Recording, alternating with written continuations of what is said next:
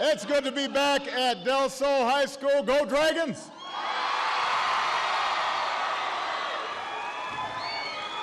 Let me just say that whenever I fly to Vegas on Air Force One, the plane's a little more crowded. For some reason, folks want to come to Vegas. But today it was also crowded with a whole bunch of people who've been passionate about making sure America always remains a nation of immigrants, including your Senator, Harry Reid, the leader of the Democrats in the House of Representatives, Nancy Pelosi, some extraordinary members of Congress who've been leading on immigration reform. They are doing unbelievable work, and I want to just name a couple of them, and if I forget somebody, make sure I don't get into trouble. From left to right, we've got Javier Becerra, Ben Lujan, Luis Gutierrez, Dina Titus, Steve Horsford, and Bob Menendez. We've got the son-in-law of Cesar Chavez and a hero to farm workers in his own right, Arturo Rodriguez.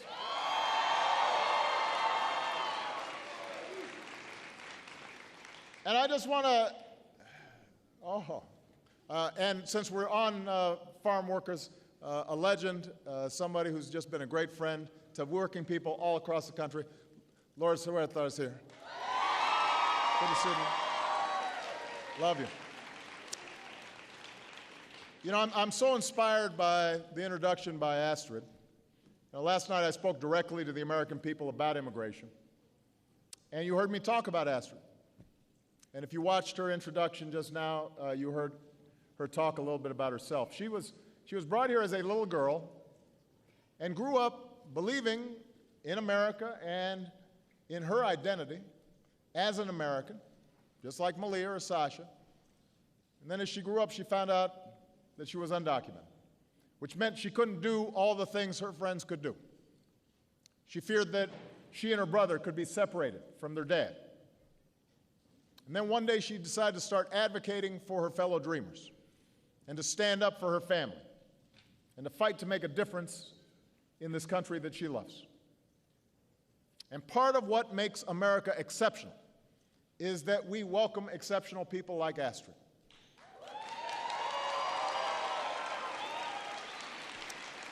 It makes us stronger.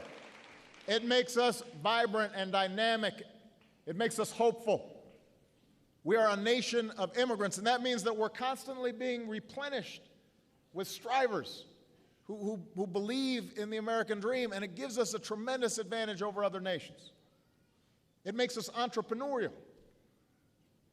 It continues the promise that here in America, you can make it if you try. Regardless of where you come from, regardless of the circumstances of your birth. Now, our immigration system has been broken for a very long time, and everybody knows it. As Americans, we believe in fairness, the idea that if we work hard and play by the rules, we can get ahead. But too often, the immigration system feels fundamentally unfair. You've got families who try to come here the right way, but sometimes get separated or stuck in line for years.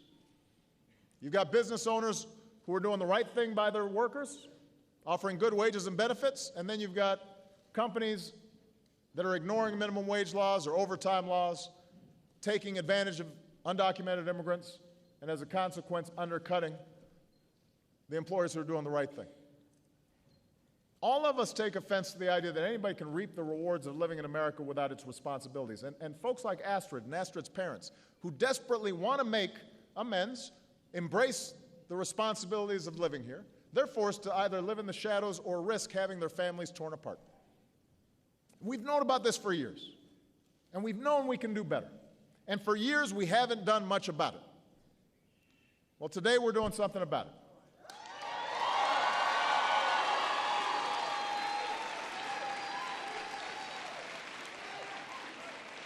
Now, when I took office, I committed to fixing this broken system. And I began by doing what I could to secure our borders, because I do believe in secure borders.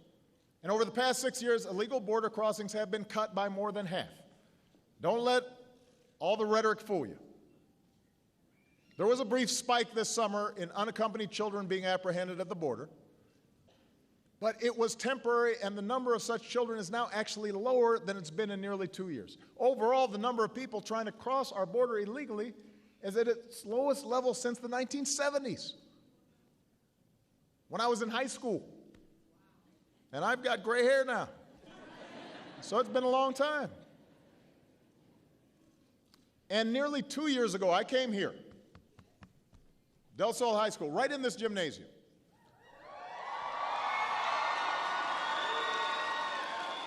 And I said that the time had come for Congress to fix our broken immigration system. And I laid out some basic principles for reform that a lot of different parties could agree on. And what was remarkable was the consensus that started to develop. We had business leaders and labor leaders and evangelical leaders and law enforcement leaders. We had Republicans and we had Democrats and independents. And they all said that, yes, we should secure our borders, we should bring our legal immigration system into the 21st century, and then, once and for all, we should give the 11 million people living in the shadows a chance to make amends and earn their citizenship the right way. So those were our principles. We laid them out. We were very clear.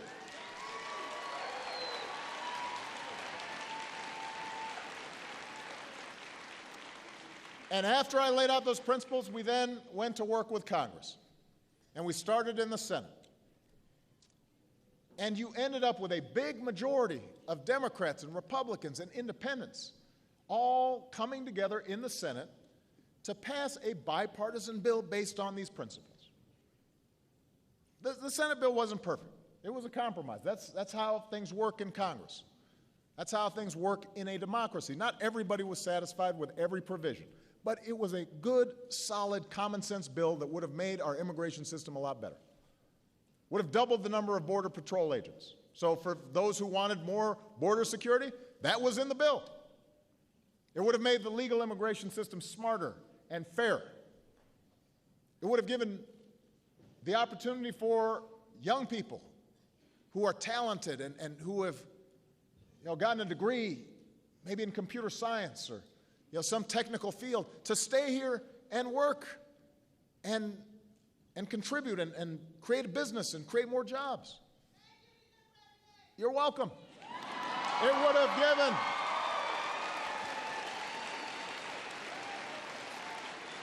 and it would have given millions of people that chance to get right with the law. But it wasn't just a gift. They would have had to pay a fine. They would have had to learn English. They would have had to get to the back of the line. They would have had to pay back taxes. It was a sensible bill. And all these members of Congress, they worked on it and were supportive of it. And independent experts, not me, people who analyze the economy for a living, they said that over 2 decades, the new law would grow our economy, shrink our deficits. In other words, it would help to solve some big problems in a bipartisan way. And nobody was happier than me. And when it passed the Senate, we said, all right, let's send it over to the House. We've got the votes in the House. We've got Democrats and Republicans who were prepared to vote for it in the House.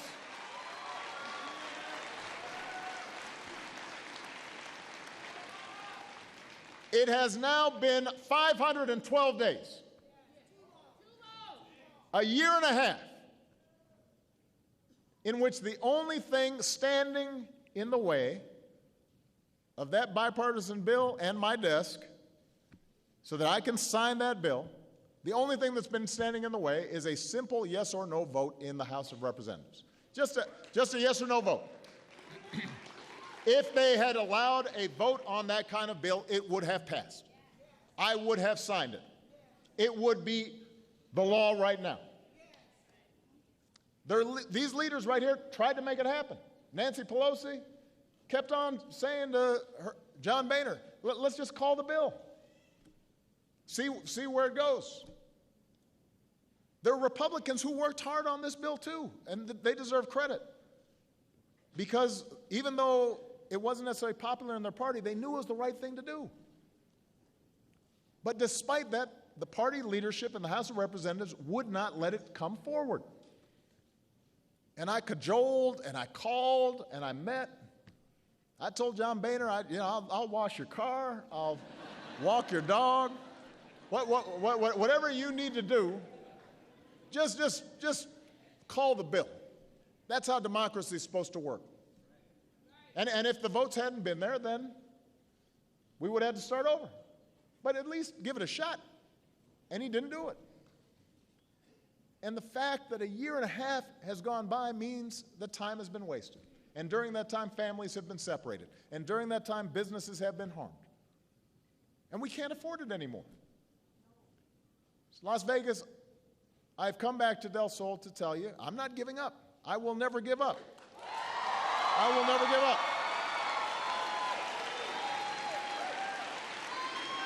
I will not give up.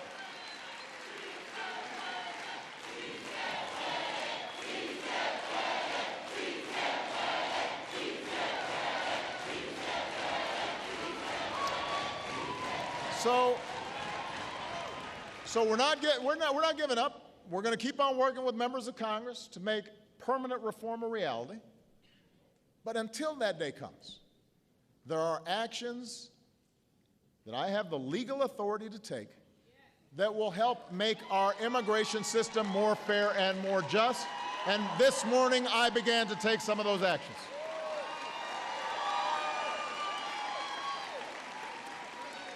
So I talked about what I could do based on talking to all the legal experts, talking to the Office of Legal Counsel. And not everything that we want to do, we can do. But they told me what we could do. And I wasn't going to sit idly by and not do at least what I was authorized to do. So first, we're providing more resources to law enforcement so they can stem the flow of illegal crossings at our border and speed up the return of those who do cross over. I want to repeat that. Border security is important. Second, we're making it easier for high-skilled immigrants, graduates, entrepreneurs to stay and contribute to our economy. Third, we're going to take steps to deal responsibly with millions of undocumented immigrants who are already here. As I did last night, I want to spend some extra time talking about the third step, because this is the one that brings up the strongest passions on both sides. The truth is, undocumented workers broke our immigration laws. They didn't follow the rules in terms of how they were supposed to come. And I believe they should be held accountable. And some have proven to break other laws. Some are dangerous. That's why over the past 6 years, deportations of criminals are up 80%. And that's why we'll keep focusing enforcement resources on actual threats to our security. But that means felons, not families. That means criminals, not children. It means gang members, not moms who are trying to put food on the table for their kids. So essentially what we're doing is what law enforcement does every day. We've got limited resources, and so we're going to prioritize who are the folks who should be subject to removal, and that means that we've got to make sure that we've got clear rules in terms of how we're enforcing the law. But even as we focus on deporting criminals, the fact is millions of immigrants, they live here. And many of them have been here a very long time. And they're found in every state. And they're of every race and every nationality. I know a lot of people focus on the Latino community. But the truth is that the truth is that they're not just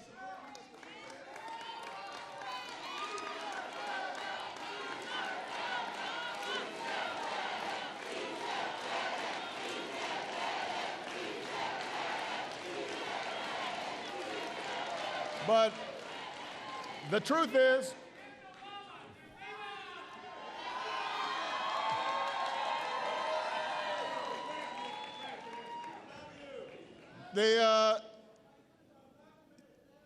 that's right. Not everybody will qualify under this provision. That's the truth. That's the truth. That's why we're still going to have to pass a bill. That's why we're still going to have to pass a bill. So, listen, I heard you, and what I'm saying is, we're still going to have to pass a bill. This is a first step. It's not the only step. We're still going to have to do more work. So I've heard you. I've heard you, young man. I've heard you. And I understand. I've heard you. But what I'm saying is, this is just a first step. So, young man, I'm talking to a lot of people here. I've been respectful to you. I want you to be respectful to me. All right? Okay.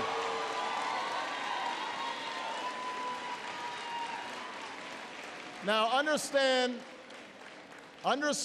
that not everybody who comes here is Latino. Sometimes that's the face of immigration. Let me tell you, I'm from Chicago. And we've got some Irish immigrants whose papers aren't in order. We've got some Polish immigrants whose papers are not in order. You know, we got some Ukrainian folks. Down in Florida, we got some Haitian folks. This is not just a Latino issue. This is an American issue. This is an American issue.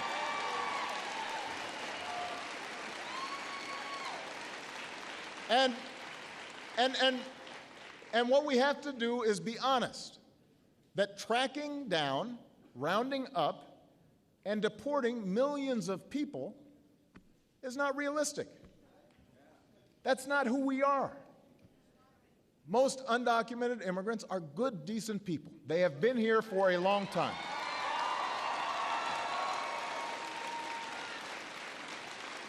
They work, they work often in the toughest, most low-paying jobs.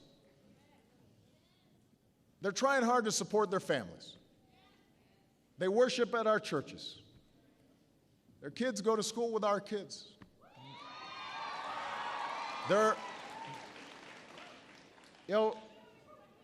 So the fact is that, even Republicans who say that they don't want to pass this bill that was passed by these legislators, they're not serious about trying to deport 10, 11 million people. That's all rhetoric. Now, what we do expect is the people who are here play by the rules. You shouldn't get rewarded for cutting in line. So we've offered the following deal. If you've been in America for more than 5 years, if you have children who are American citizens or legal residents, if you register, you pass a background check, you are willing to pay your fair share of taxes, then you're going to be able to apply to stay in this country temporarily without fear of deportation. You can come out of the shadows, get right with the law. Now, let's be clear on what this deal is and what it isn't. This action doesn't apply to anybody who's come to this country recently. You can't show up for a week and then suddenly apply. You can't, because borders mean something. It doesn't apply to anybody who might come illegally in the future. While I support a path to citizenship, and so do all these legislators here, this action doesn't grant citizenship or the right to stay permanently or receive the same benefits that citizens receive. Only Congress can do that. All we're saying is we're not going to deport you and separate you from your kids. Now, if you've taken responsibility, you've registered, undergone a background check, you're paying taxes, you've been here for 5 years, you've got roots in the community, you're not going to be deported. Now, I know some critics call this action amnesty. It's not amnesty. Amnesty really is the system we've got today. You've got millions of people who are living here but they're not obliged to pay their taxes or play by the rules. And then politicians just use the issue to scare people and whip up votes at election time. So they want to keep the system as is. People living in the shadows, maybe providing cheap labor, not subject to any worker protections. And then you pretend like you're being tough on immigration. That's not the right way to do it. That's the real amnesty. Just talking, leaving this broken system the way it is. The bottom line is mass amnesty would be unfair, but mass deportation would be both impossible and contrary to our country's character. That's not who we are. That's not who we are. So what we are offering is accountability. It is accountability. It's a common sense middle ground approach. If you meet the criteria, you can come out of the shadows, you can get right with the law. If you are a criminal, you're going to be deported. If you plan to enter the United States illegally, your chances of getting caught and sent back are going up. And for those who don't qualify under this rule, we're still going to need legislation. But the actions I've taken are not only lawful, they are the kinds of actions taken by every Republican president and every Democratic president for the past half century.